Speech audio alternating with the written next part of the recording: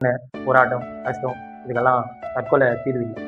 நீ ஏதாச்சும் ஒரு விஷயம் நம்ம வாழ்க்கையில் எதிராக நடந்த உடனே வாழ்க்கையே முடிச்சுக்கணும் அப்படின்னு நம்ம யோசிச்சுட்டு இருக்கிறோம். பாருங்க, எங்கள் ஊரில் கொஞ்ச நாளைக்கு முன்னால் 2 பேர் காரணமே தெரியல தற்கொலை பண்ணிக்கினாங்க. இன்னைக்கு அவங்க குடும்பம், அவங்க உறவுகள் அந்த உயிரை இழந்துட்டு இங்கே தவிச்சுன்னு இருக்கிறாங்க. இன்னைக்கு நடந்த ஒரு சம்பவம், எனக்கு நல்லா தெரிஞ்ச ஒரு நண்பர், அவர் பெங்களூரில் இருக்கிறார், நல்லா பேசுவார், நல்லா இருந்தார். திடீர்னு பார்த்தா தற்கொலை பண்ணிக்கினார். என்ன காரணம்னே தெரியல. ரொம்ப வருத்தமாக இருக்குது, ரொம்ப கஷ்டமாக இருக்குது, எப்படி ஆறுதல் சொல்கிறதுனே தெரியல. இப்போது இன்னைக்கு நியூஸ் பார்த்தேன். நியூஸில் சொன்னாங்க, ஒரு தகப்பன் தன்னுடைய 14 வயசு குழந்தைய சுத்தியாலே அடித்து கொலை பண்ணிட்டு கணவனும் மனைவியுமா லாரியில் விழுந்து தற்கொலை பண்ணிக்கிறாங்களாம். பாருங்களேன், இந்த மாதிரி சம்பவங்கள் கேட்கும்போது ரொம்ப மனசு கஷ்டமா இருக்குது. கோவையில் 104 பேர் அதே மாசத்துல தற்கொலை பண்ணிட்டு இருக்கிறாங்க. இவங்கெல்லாம் 40 வயசுக்குள்ள இருக்கிறவங்க. பாருங்களேன், இந்த மாதிரியான சில காரியங்கள் தற்கொலை பண்ணிக்கிறாங்க. கேட்டா ஏதோ ஒரு கடன், ஏதோ ஒரு பிரச்சனை, ஏதோ ஒரு நெருக்கடி. ஆனா இதை தாண்டறதுக்கு நிறைய வழிகள் இருக்குது.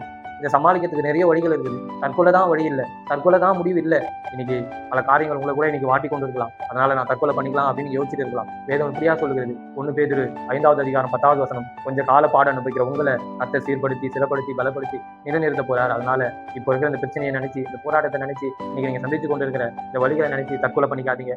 வாழ்க்கையை முடிச்சுக்காதீங்க, உங்க வாழ்க்கையை தற்கொலைக்கு நேராக மாத்திக்காதீங்க. நீங்க பல பேர் என் வாழ்க்கை நடக்கிற பிரச்சனைக்காக தற்கொலை பண்ணிக்கலாம்னு யோசிச்சுட்டு இருக்கீங்க. நான் தற்கொலை பண்ணுகிற எண்ணத்தை கைவிட்டுருங்க. உங்க வாழ்க்கையை சீக்கிரத்துல கொஞ்சம் கால பாட அனுபவிக்கிற உங்களை கர்த்தர் சீர்படுத்த போறார், உங்களை பலப்படுத்த போறார், உங்களை நிலைநிறுத்த போறார். கவலைப்படாதீங்க, தற்கொலை தான் தீர்வுன்னு நினைச்சிடாதீங்க. உங்களுக்கு இன்னொரு வாழ்க்கை காத்துன்னு இருக்குது. நீங்க நம்பிக்கையோடு இருங்க. இந்த பிரச்சனையை, இந்த போராட்டத்தை நீங்க தாண்டுவீங்க. கடவுள் உங்க கூட இருக்கிறார். ஆமென்.